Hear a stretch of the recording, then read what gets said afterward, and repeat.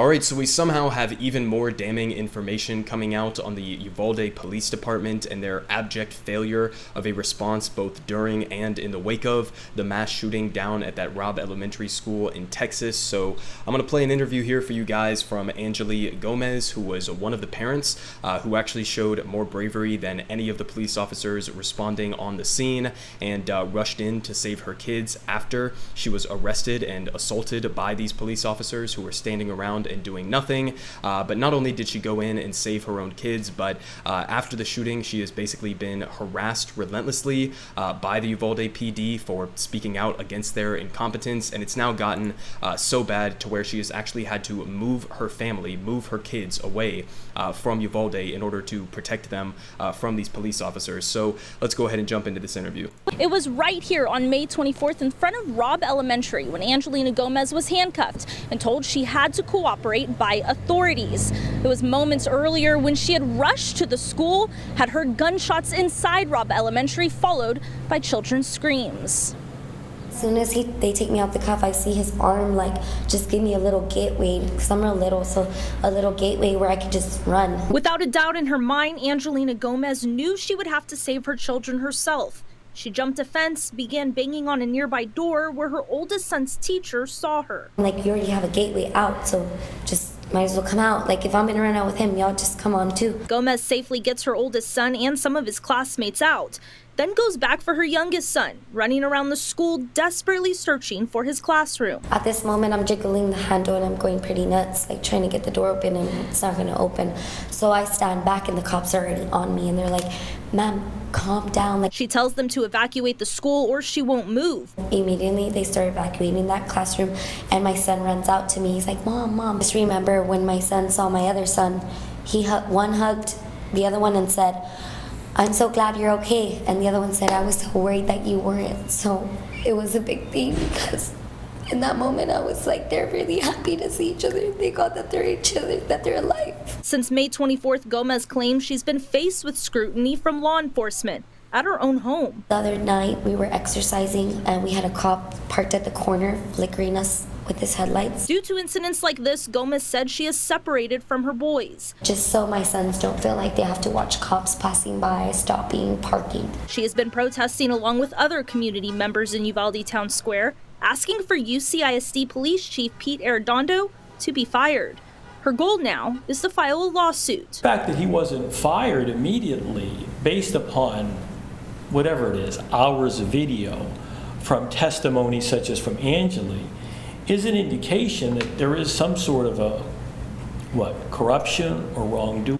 DeCarlo says that as of right now, he's representing about 15 other parents in the community of Uvalde. When asked when lawsuits will be filed, he says he first wants to take the time to gather as much evidence and as much information as possible before filing any future lawsuits. Chelsea Torres, News 4, San. All right, so, listen, I don't know how it could possibly get worse than it already is right now for the Uvalde PD. Unless they straight up murdered a kid during this entire process, which honestly at this point I really wouldn't be surprised to learn. But, think about what this parent is going through, okay? She shows up at the school.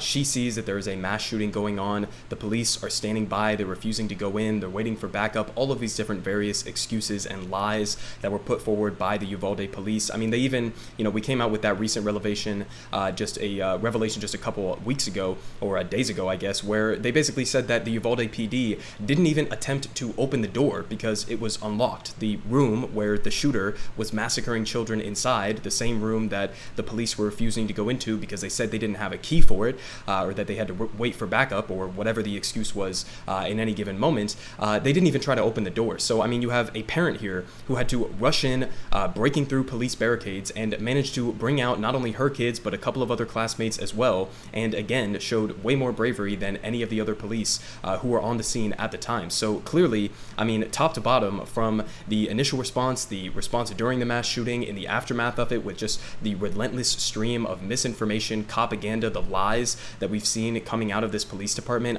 I think that they would have a solid case in bringing a lawsuit against this department, but even that would not be enough. This is a city in Uvalde where 40% 40% of their total budget goes to the police. 40% of it. All right, so that's money that they're not putting into schools. That's money they're not putting into healthcare, into housing, etc. Money that is being sucked out of this community and put into a department that is basically useless and, as that lawyer was saying there in the clip, completely corrupted. I mean, top to bottom, we've seen Texas top officials at the state level. We've seen the police department, the police officials themselves, who are basically conducting a cover-up on this entire event. And maybe if you're lucky, at the end of the day, the responding commander on the scene at the time, Pete Arredondo, who's been really the primary focus of a lot of this, maybe if you're lucky, you have him held accountable in the sense that he might lose his job. But even that, I mean, this is criminal negligence that we're talking about, negligence and cowardice that killed children here. I mean, the official policy in these types of active shooter situations is supposed to be that whichever officers get there first, regardless of the type of equipment that you have, regardless of the firepower that you have, you go in, you put your life on the line, and you try to take out the shooter as quickly as possible. You don't stand around, you don't wait for backup, you don't wait for the tactical shields, you don't wait for other instructions to come out from a higher authority. You go in and you risk your life and you put it on the line and you become the Rambo hero that you want to pretend that you are as a police officer. But instead, we've gotten just top to bottom the complete opposite of that. And I think that one of the biggest lessons that I wish people would take away from this is that it's not about some individual failure of Pete Arredondo or any other individual police officer. This is a structural failure of how we view policing in this country. I mean, you talk about it every single day, these conservatives coming out, pundits and politicians insisting that we need more funding for the police, we need to destigmatize them, we need to make them feel so comfortable and precious and valued within our society. This entire idea that police are promoting public safety, it's just a fucking myth. I mean, if the police and the police budgets were correlative to public safety, then the United States would be by far the safest country in the history of the world, and we're not. And the reality of that is because police do not prevent crimes like this. Police are not there to protect public safety. They're there basically to be functionally a gang at this point and protect themselves. That's why they call it a brotherhood. They protect themselves. They perpetuate their own existence by trying to fearmonger and justify inflated police budgets, more military equipment, more police officers, etc. And most importantly, at a fundamental level, they support the interests of capital. They are there much more to protect the private property of a Walmart that is being looted during a BLM protest than they are to protect innocent school children who are being massacred inside this elementary school. So, I mean, I wish that, at a fundamental level, people would have more of a realization that this is really just a problem structurally with how we view policing in this country, how we view, where we should be investing large amounts of our local, our state, our federal budgets. It shouldn't be going to the military. It shouldn't be going to the police. It should be going to community investments. But nonetheless, we're left with the situation that we have right now. And again, when I say that the police are functionally acting as a gang, I'm not using that just to be hyperbolic. I'm using it as a matter of a definition of the word gang. So just as a reminder here from The Guardian, they say, "We're terrorized. LA sheriffs frequently harass families of people that they kill," says a report. So they say the LA sheriff deputies frequently harass the families of people they have killed, including taunting them at vigils, parking outside their homes and following them, and pulling them over for no reason, according to a new report from the National Lawyers Guild and the American Civil Liberties Union. So again, the point of me bringing this up is that, her speaking out on this takes an incredible amount of bravery.